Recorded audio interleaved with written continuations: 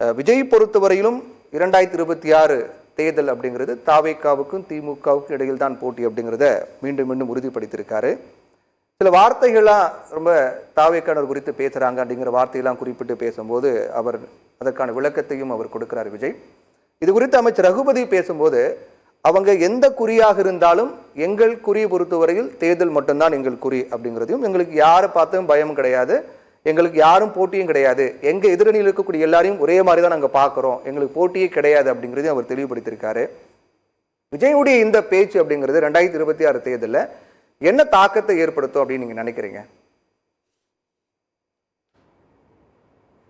இந்த 2026 தேர்தல் வந்து பார்த்தீங்கன்னா ஒரு வித்தியாசமான தேர்தலை தான் நான் பார்க்குறேன். ஏன்னா நம்ம எத்தனையோ தேர்தலை சந்திச்சிருக்கிறோம். இந்த வாட்டி அதிமுக அறிவியலிடம், இந்த வாட்டி திமுக ஆட்சியை பிடித்திரும் அப்படின்ற ஒரு ஒரு ஒரு கணிப்பை வந்து இலவாக சொல்ல முடியும். ஆனால் இன்னைக்கு வந்து பார்த்தீங்கன்னா நாங்கள் ஆளுங்கட்சி, நாங்கள் எதிர்கட்சி ரெண்டு பேருக்குமே வந்து பார்த்தீங்கன்னா மிகப்பெரிய சவாலாக தமிழக வரலாற்றில் ஒரு மிகப்பெரிய சக்தியாக தமிழக வெற்றி கழகம் தான் உருவாயிருக்கு என்பது வந்து எந்த ஒரு அரசியல் இயக்கங்களும் ஆண்டு கொண்டவர்களும் ஆண்டு துடிப்பவர்களும் ஆண்டு சென்றவர்களும் மறக்க முடியாத நிகழ்வு தான் நான் பார்க்குறேன். அதன் வெளிப்பாடு தான் திமுகவுக்கு வந்து பார்த்தீங்கன்னா முழுக்க தூக்கத்தை இழந்திருக்கு. இன்னைக்கு காலையில் எந்திரிச்சாலும், மத்தியானம் எந்திரிச்சாலும், சாயங்காலம் எந்திரிச்சாலும் அவங்க வந்து பார்த்தீங்கன்னா அறிவு பத்தி நிகழ்ச்சியை போட்டாலும், அவர்கள் அறிவாலயத்த நிகழ்ச்சியை போட்டாலும், ஏதாச்சும் வந்து பார்த்தீங்கன்னா கருணாஸ் மாதிரி நடிகர்களை வைத்து மேடையில் பேச வைத்தாலும் தமிழக வெற்றி கழகத்தை தொடர்ச்சியாக விமர்சிப்பதுன்னு கேட்டீங்கன்னா அவர்களுக்கு வந்து பார்த்தீங்கன்னா இன்னைக்கு தூக்கத்தை இழந்திருக்கின்றது. அதை தான் அவர் சொல்றாரு. நான் வந்து வைக்கிற குறி வந்து பார்த்தீங்கன்னா சரியான குறி, வெற்றி குறி.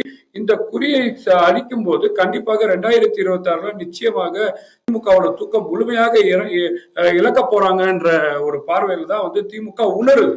இத முழுக்க ரொம்ப வெளிப்படையாகவே அவங்க வந்து பாத்தீங்கன்னா அவரை வந்து அட்டைன்னு பேசுவதும், நீங்க வந்து அரசியல் கட்சி எங்களோட கம்பெனி வளர்ந்ததே வந்து பாத்தீங்கன்னா அவருக்கு சம்பளத்தை உயர்த்தி கொடுத்ததே எங்களால தான் அப்படின்னு பேசுவதெல்லாம் முழுக்க எப்படி வந்து மரியாதைக்குரிய அமரர் விஜயகாந்த் அவர்கள் தமிழக அரசியல்ல மிகப்பெரிய ஒரு தாக்கத்தை ஏற்படுத்தி அரசியல்ல வரும்போது நடிகர்களை வைத்து திமுக வந்து எந்த அசைன்மெண்ட்டை வைத்து எப்படி விமர்சனம் செய்தோ அதே பாவனையை இப்போ வந்து கையாண்டு கொண்டு இருப்பது தான் பார்க்கிறோம். இதெல்லாம் என்ன நினைக்கிறீங்க கேட்டீங்கன்னா திமுகவின் ஆட்சி அதிகாரத்தை இழக்க போகணும். ஏன்னா 5 வருஷம் அவங்க கொடுத்த ஆட்சி இப்போ அவங்க நிறைவேற்றிய ஆட்சி.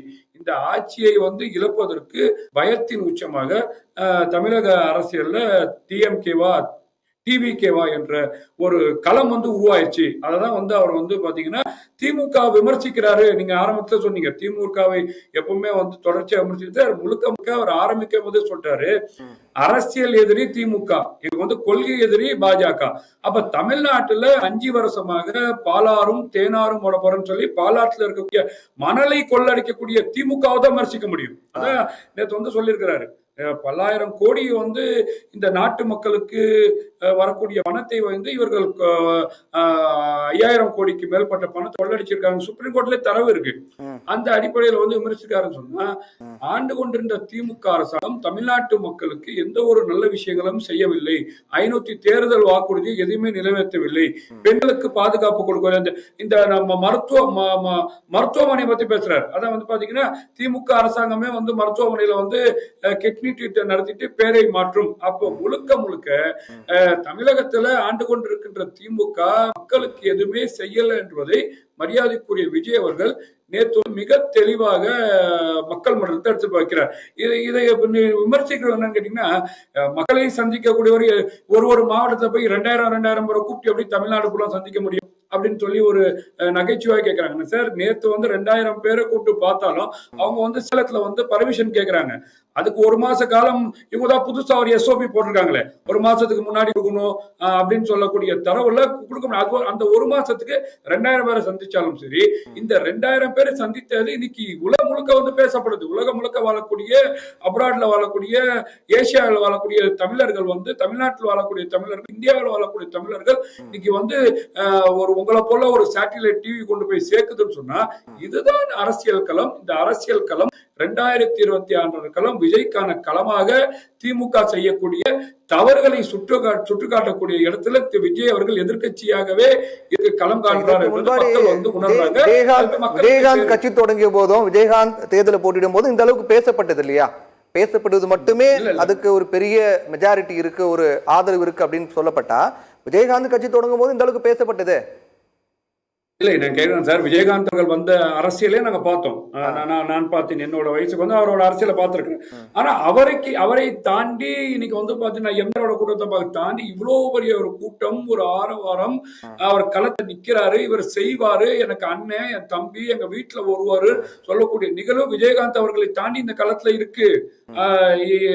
என்னோட சிறிய தகப்பனார் சொல்ல, எம்ஜிஆருக்கு எந்த அளவு வரவேற்பு இருந்ததோ அந்த வரவேற்பு மரியாதைக்குரிய விஜய் அவர்களுக்கு இன்னைக்கு வந்து இளைஞர்களுக்கு முன்னாடி, பெண்களுக்கு முன்னாடி வருதுன்னு சொன்னா அதுதான் ஒரு அந்த வெளிப்பாடு தான். தேர்தலுக்கு ஒரு 5-6 மாதம் இருக்கு சார். தேர்தல் கிட்டத்தட்ட ஒரு நெருங்கி வந்துட்டு இருக்கு அப்படின்னு நம்ம எடுத்துக்கலாம். தாவேகாவோட கூட்டணி அமைக்கிறவங்களுக்கு அதிகாரத்துல பங்கு கொடுக்கப்படும் அப்படிங்கலாம் ஒரு முக்கியமான அறிவிப்புகள் இதுவரை யாருமே அறிவிக்காத அறிவிப்புகளை வெளியிட்டாரு.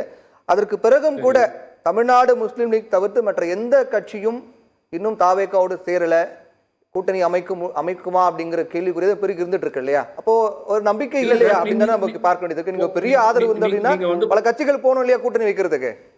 இல்ல சார், இப்ப நீங்க வந்து பாத்தீங்கன்னா அரசியல்ல இருந்தவர்கள், அரசியல் ஆண்டவர்கள், அரசியல்ல எம்எல்ஏ எம்பியாக இருந்த அரசியல் இயக்கங்களை சார்ந்த கிருஷ்ணசாமி எங்க போயிட்டாரு? நீங்க கூட்டணியை முடிவெடுத்து போயிட்டாரா? ஜான் பாண்டியன் முடிவெடுத்து போயிட்டாரா? மரியாதைக்குரிய பிரேமலதா மேடம் முடிவெடுத்து போயிட்டாங்களா? இங்க வந்து பாத்தீங்கன்னா திமுக இருக்கக்கூடிய கூட்டணியில் இருக்கக்கூடிய வைகோ வந்து முழுமையாக முடிவெடுத்துட்டாரா? இங்க புதுசா சேர்ந்திருக்கக்கூடிய மல்லை சத்யா எங்க போறாரு? நீங்க எங்களுக்கு வந்து பாத்தீங்கன்னா இங்க பட்டியலின மக்களுக்கு பாதுகாப்பு விமர்சிக்கிறாரு திருமாவளவன். இப்ப வேணா சொல்லலாம் சார், காலை மாலை சாயங்காலம் அவங்க கூட இருக்காங்க உறுதி பண்ணிக்கலாம். நீங்க தமிழக அரசியல் வரலாற்றுல மேல ரைடு நடக்கும், கீழே கூட்டணி நடத்துவாங்க சார். இதானே திமுகவோட வரலாறு. பழம் வந்து கிளாஸ்ல விழுவோம், பல்ல விழுவோம், ஆனா அந்த பழம் வந்து பாத்தீங்கன்னா போயஸ்வரனை நோக்கி திரும்பி போவோம். இதானே அரசியல் வரலாறு இருந்தது.